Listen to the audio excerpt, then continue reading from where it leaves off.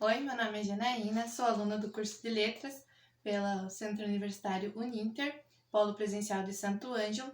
Estou aqui para apresentar meu portfólio do módulo A, fase 2, e o tema é a Transamazônica e a usina de Belo Monte. No início da década de 1970, o Nordeste vivia uma das piores secas de sua história, e o desemprego de muitas pessoas havia se tornado um problema muito sério. Visto isso, novas medidas governamentais foram tomadas, e um grande movimento em busca de alternativas surgiu como uma das primeiras atitudes para mudar aquela realidade. Surgiu então, após a visita do presidente Emílio Médici na região, um projeto do Programa de Integração Nacional, e iria visar o desenvolvimento econômico dos estados do Norte, a BR-230. Sendo assim, também, para o governo da época, o café, o cacau, a madeira, a borracha não era mais o suficiente para trazer mudanças à infraestrutura socioeconômica àquela região. Então, a construção da rodovia viria a ser instrumento eficaz de ampliação de fronteiras econômicas do país. Para o desenvolvimento da obra, o governo levou para a região aproximadamente 4.000 homens entre os anos 1970 e 1973, para abrir estradas e, enfim, estabelecer comunicação entre as áreas. Obra que tornou-se a terceira maior do país, percorrendo os estados da Paraíba, Piauí, Maranhão, Pará e Amazonas. A rodovia começa em Cabedelo, Paraíba, e vai até Lábrias, município do Amazonas. A Transamazônica é uma grande rodovia que percorre a cidade de Altamira, Pará. Foi construída durante o governo de Emílio Médici, entre os anos 1970 e 1974. Essa foi uma grande obra realizada na região e ficou conhecida como uma obra faraônica, possuindo 4.223 quilômetros de extensão. Um dos grandes objetivos para se construir a rodovia foi interligar a região norte com o restante do país, além do Peru e Equador, totalizando 8.000 quilômetros, com uma rodovia pavimentada, algo que não ocorreu completamente, pois metade da rodovia não recebeu pavimentação e nem alcançou o projeto original de extensão. Outros objetivos também era povoar aquela área.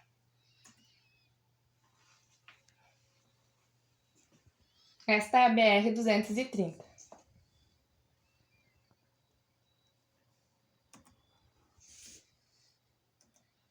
Essa é a BR-230 na parte que não é pavimentada.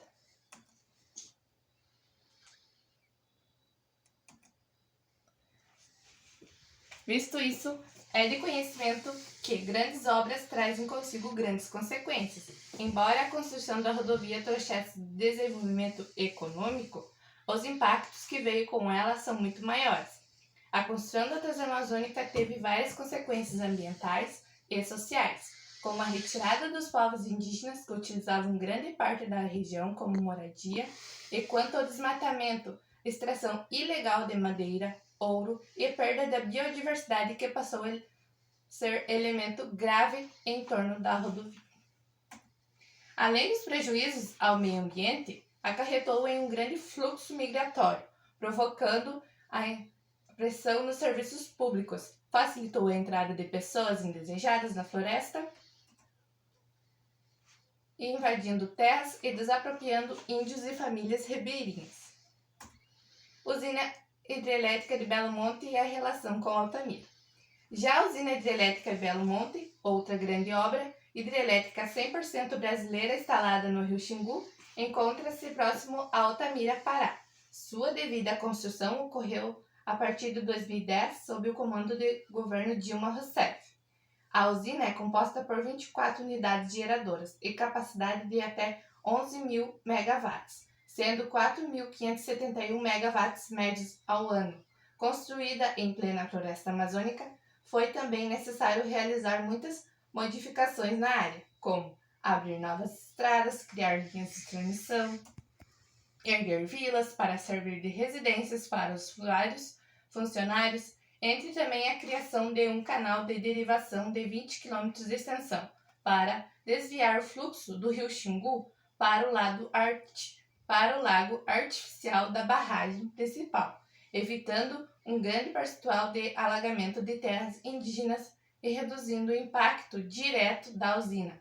Mesmo assim, a usina afetou e afeta grande parte da população em torno, pois para se ter uma grande obra, precisa ceder um grande espaço, e para isso muitas famílias foram deslocadas de suas terras, mais de 30.000 pessoas, e muitas delas ainda não foram indenizadas. Lembrando também que a natureza é outra vítima principal dessas megas construções.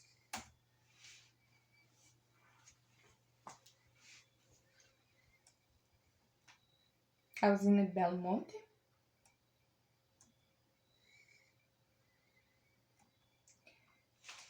A energia gerada na usina de Belo Monte é destinada a 60 milhões de pessoas em 17 estados brasileiros. Com essas construções, a população de Altamira, principalmente, cresceu de 100 mil para 150 mil habitantes.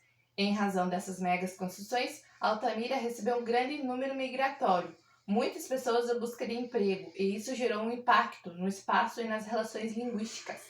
Muitas comunidades indígenas na região, que falam sua determinada língua, vivem em constante contato com a língua portuguesa, e com isso conhecem e utilizam a língua portuguesa para interagir com a nova sociedade. O estado do Pará possui em média atualmente 25 línguas indígenas, aproximadamente, sendo assim importante destacar que os projetos existentes para resguardar essas linguagens que ainda estão vivas são essenciais. Com base nesses fatores abordados, a Transamazônica e a usina de Belo Monte possuem muitas semelhanças, das quais não levam em consideração o ambiente e as vidas modificadas. Já a cidade de Altamira, sobre a mobilidade humana, modifica-se não apenas as funções da cidade a partir da redefinição de suas atividades, mas desde o seu papel no conjunto de rede urbana, uma vez que passa a aumentar sua capacidade em atender os centros locais em sua região de influência, especialmente a partir da oferta de produtos e serviços de maior tenuidade e a da ampliação dos estabelecimentos de centros e comércios. Essas são minhas referências bibliográficas que eu utilizei.